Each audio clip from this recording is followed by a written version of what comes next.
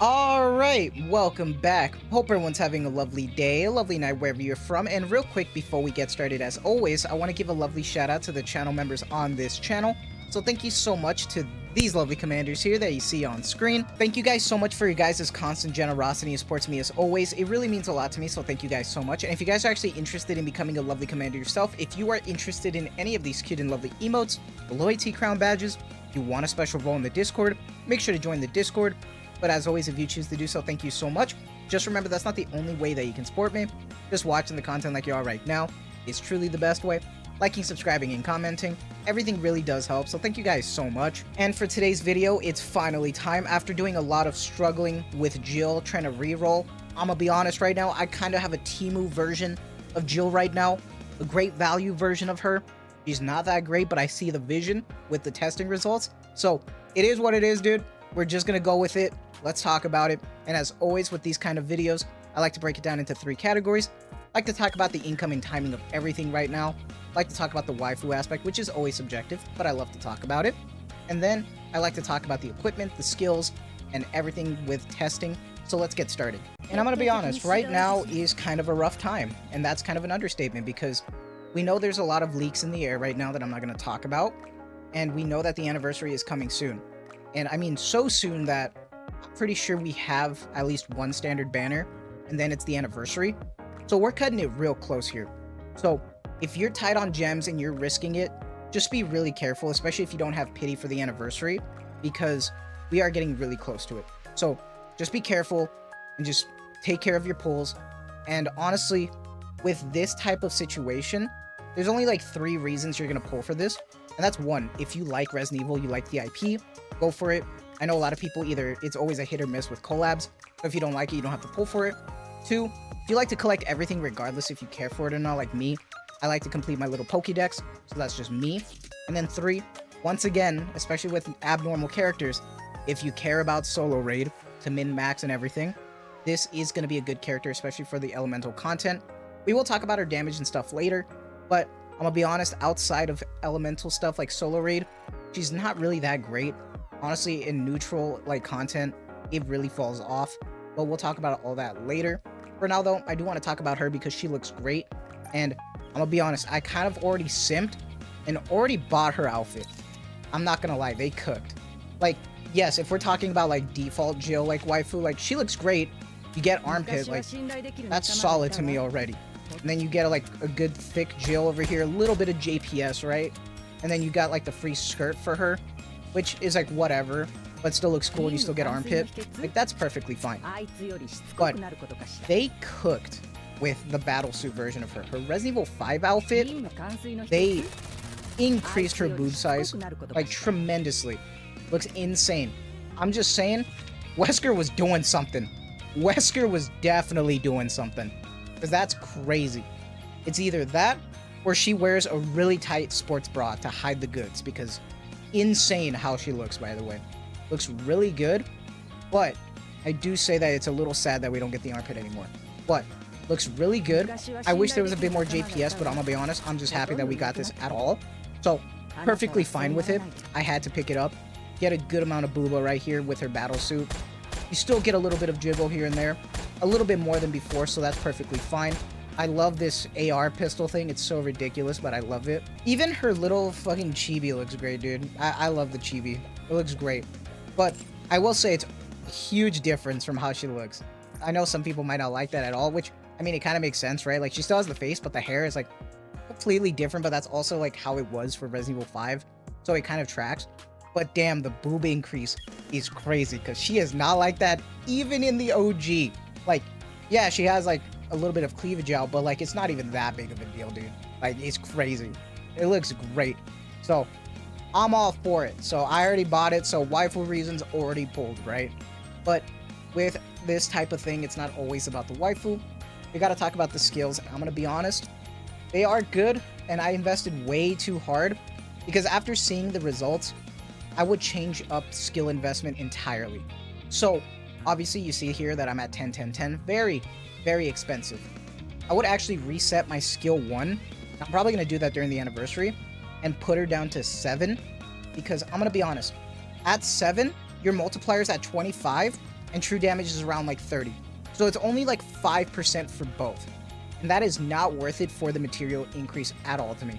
Maybe it is for you, but not to me. So I will definitely get my mats back after this because that was way too much for like not that much of a boost. So that's on me. And in terms of her skill 2, honestly, I did not mind it really at 10, but I'm starting to question if this should also be at 7 as like what you should go for, because I don't really care about her sustain here. I don't feel like it offers so much because in reality, she is mostly a true damage unit. I just feel like sustain's just not there yet to be like as effective as it like seems, right? But that's just me. I'm not sure. Like the attack up is good, but other than that, it's like not much.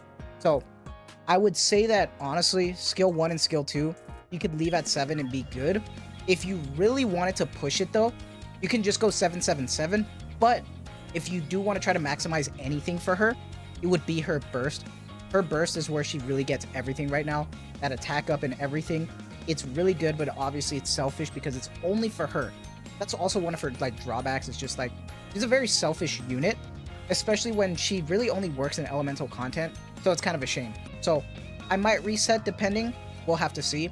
I want to see how good she works when we're talking about dupes and everything. I think 1 copy is fine, but as always, especially with this type of character, you know, your stats will go up, your damage will go up based on dupes. But first, I would actually like to see how she performs in solo raid before I think about doing it, because she is looking really promising. And as for equipment, obviously you want to go like elemental and attack. You want to avoid max ammo as much as possible if you want to try to have auto Jill. And here's the reason why. Is because with her skills, you really want to reload every 9 rounds to get this little buff. And the problem is if you get max ammo, you're gonna have to manually shoot every 9 shots and then reload. So you'll have to do that yourself. So you won't break her, but you'll just have to manual a little bit and just remember that when to reload, which for me, I have to do, unfortunately, because like I said, I got shafted with my rolls. I would say you just want to attack and elemental attack. Try to avoid max ammo to make it easier for yourself. But obviously, that did not happen to me. I got a horrible elemental line. Tried resetting it a bunch. Kept getting under 10%, was pissing me off. Same thing over here. It's just like, whatever, dude. At this point, it is what it is. And then I got that 3rd line max ammo just to say fuck you to me. It's like, I want to leave it there because it's like 3rd line, but like, come on. It's tough. So, I could use better lines. Obviously, I do have an SR level 15 doll for her. I did simp a little bit. And as always, because of how much reloading she is going to be doing, you might as well just go resilience. And I just find that so funny that at this point, I just feel like I'm repeating myself constantly. Yeah, we have a lot of cubes, but realistically, it's either Bastion or Resilience here, just because those are always going to be your highest level cubes. But right now, I do want to talk about testing results. And I did a lot of testing. I did use like the tactical team a little bit with Emma and Unwa, compare with Ada. I did some electric testing comparing Ayn, Cindy, and everything. I want to talk about it and give my thoughts. So let's move on over to the testing results. So right now, this is the result that I had using Tactical Emma, Tactical Unwa, Jill, Ada, and then using D-Killer Wife just to get some CDR for this team, and then using this in Electric Union Raid. So right now, we're only going to be focusing on the Electric, obviously. Jill is at 2.6 billion, and Ada is at 2.642 billion.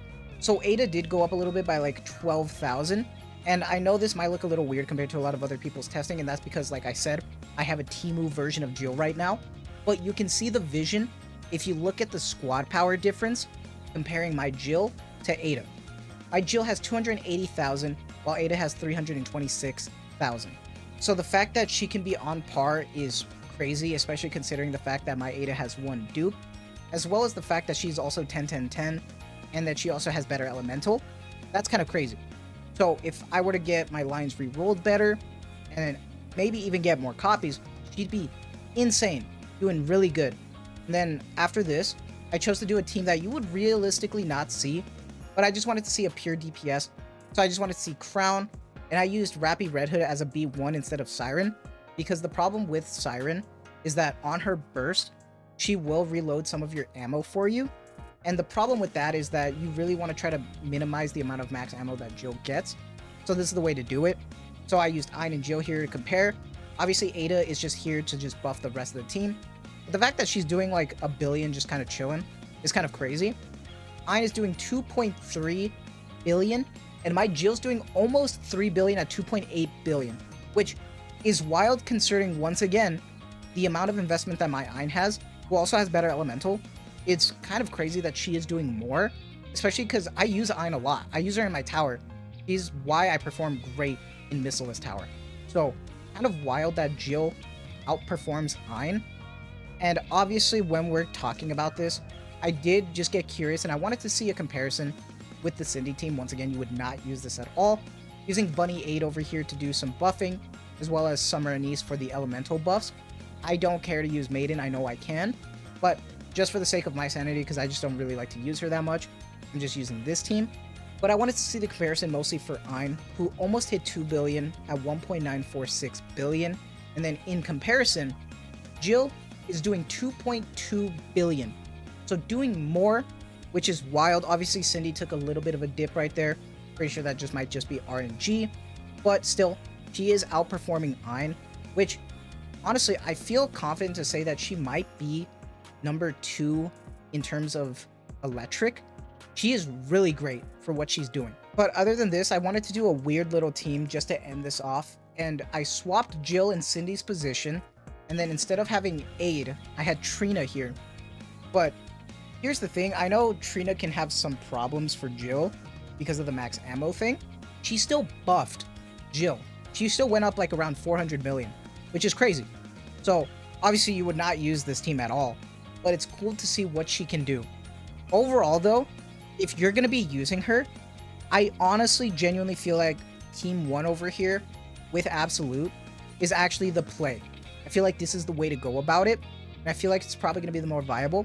We'll have to see how we go about it in solo raid content, but I'm interested to see. Do let me know what your guys' thoughts are overall. Are you feeling underwhelmed? Did you enjoy the story, by the way? Because I know story part 2 just wrapped up today. Let me know what your guys' thoughts are. It's kind of weird that it's like half canon right now with everything going on with the collab stuff, but I did enjoy it. I do think I would probably enjoy it more if it was just a normal like Perilous Siege story, but hey, it is what it is. At least it was kind of cool. But that is going to be it from me. So I hope you guys have a lovely day, lovely night wherever you're from, and as always, thank you so much for the constant support. Take care and have a good one.